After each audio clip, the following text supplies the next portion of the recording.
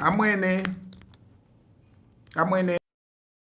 the black teacher tatiye ndikambeza nkhondo imeneyi ya ku America iyi makamaka effects ya nkhondo imeneyi kapena nene kuti imene nkhondo imeneyi ikusinthira dziko la America tu ikusintha akuluakulu. America ikusintha, America ikugwa under Donald Trump. You support America chabwino, koma tatsegulani maso muonetsetse bwinobwino muona kuti America nkhondo iyi has done more harm than good to America.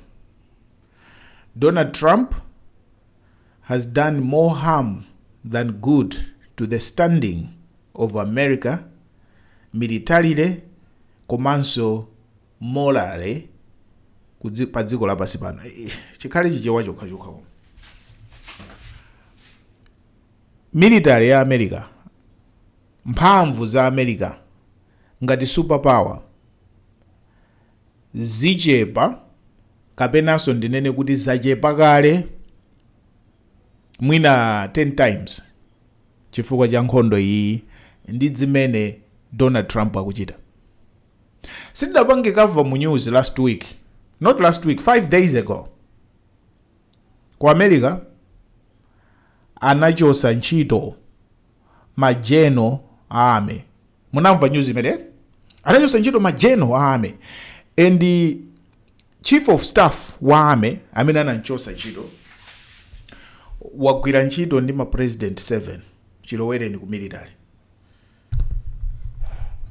Wagwira ntchito ndi ma president 7, ma Democrats, ma Republicans. And Donald Trump ndi amene wanchotsa kunena kuti apange retire, ampangaso force, osati kungonchosa udindo iye ndi kukhala military momwemo, koma kumpanga force kupanga retire. In total achotsa majeno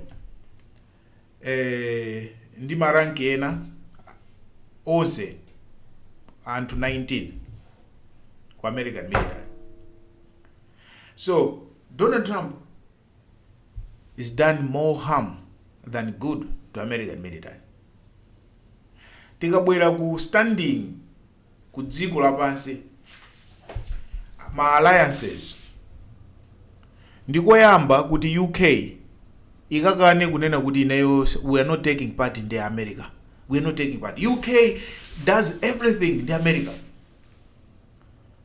This is the first time in our history.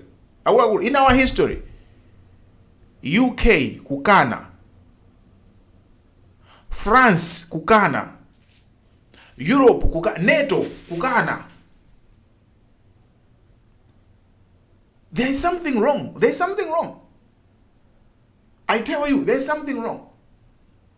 You love America. Yes, you love American military. If you love America and you love American military, muyenera mudziwe zimene kuti there is something wrong. There is something wrong. America is losing its alliances. And my base ya America ku Middle East no longer safe. Maiko aku Middle East akuyamba kuganiziranso.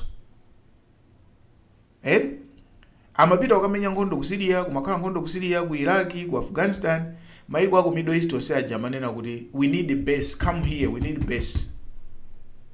This time around is different. Maiko aku Middle East ayamba kuganiziranso. No. Ndikubwerezaso America, Donald Trump awononga America. Ndukuza.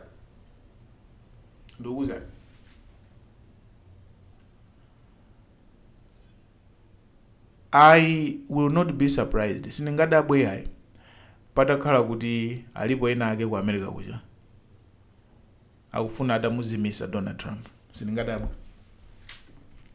Ndunazona.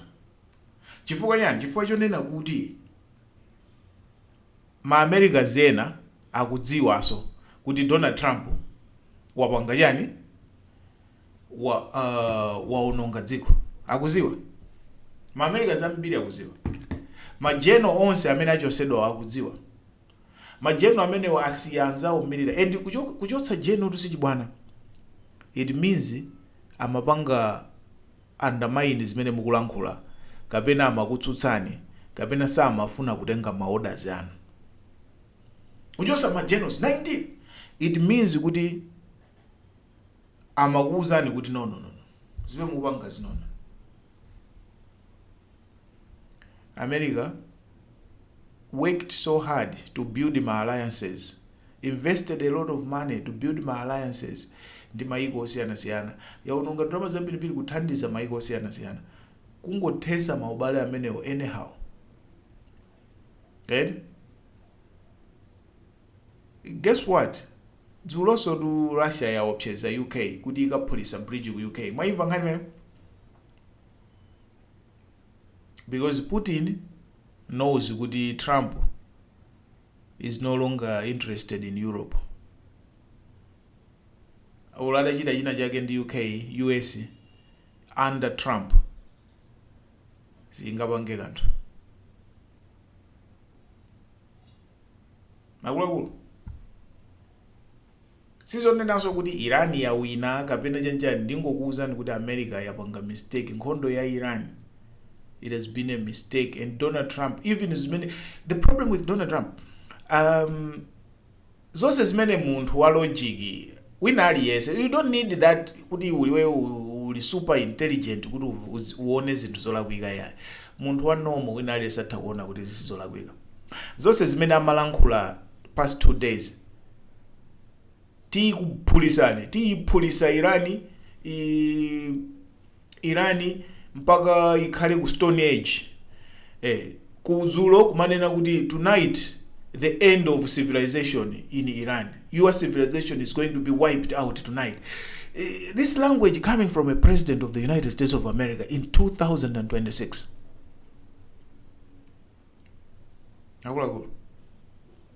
Oh, no.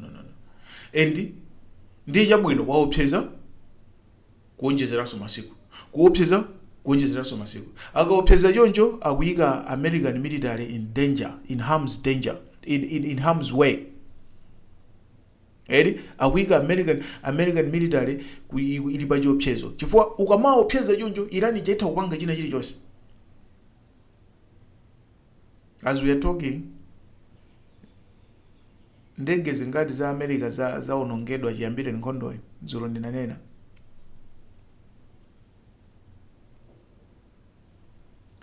Not necessary. America nimalizeso. America standing yake padziko pano ikutsika and we are watching. Nkhondo hii Donald Trump has done more harm than good kwa America. Debate yake duti madero he has done more harm than good. Ziko mwambiri. Stay blessed.